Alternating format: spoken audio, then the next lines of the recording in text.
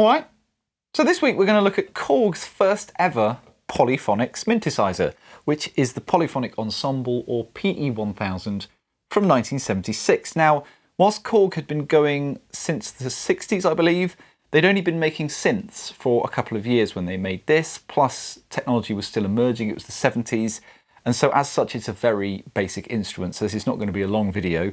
But what's interesting about that period is that because there wasn't a conformed way to do things, the industry was still evolving and developing, and its link with culture was still becoming apparent.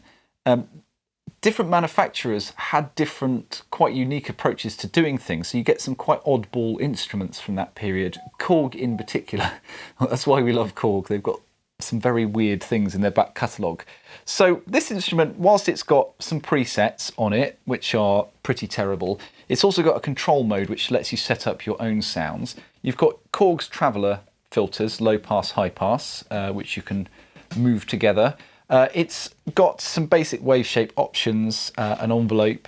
It's also got an octave coupler. Never seen that before. So if you press a key, it triggers the same note an octave higher at the same time, and you can blend the two, apart from the top octave where you run out of oscillators. I'm told there is an oscillator for every key.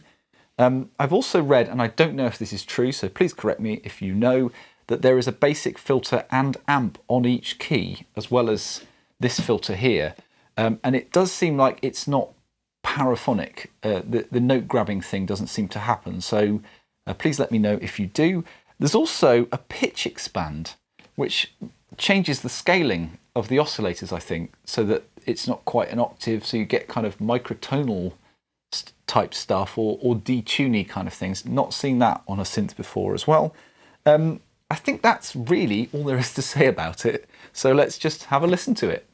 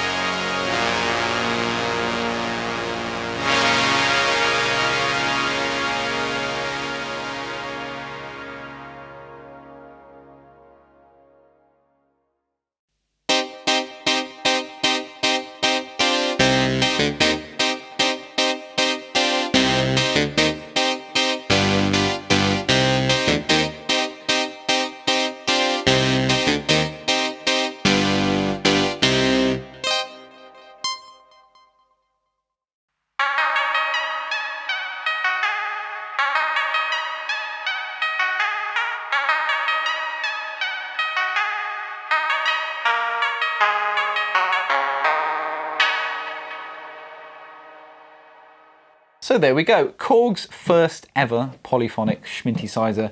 It's not the greatest instrument in the world, is it? But it has its charms, and it's certainly significant in synth history.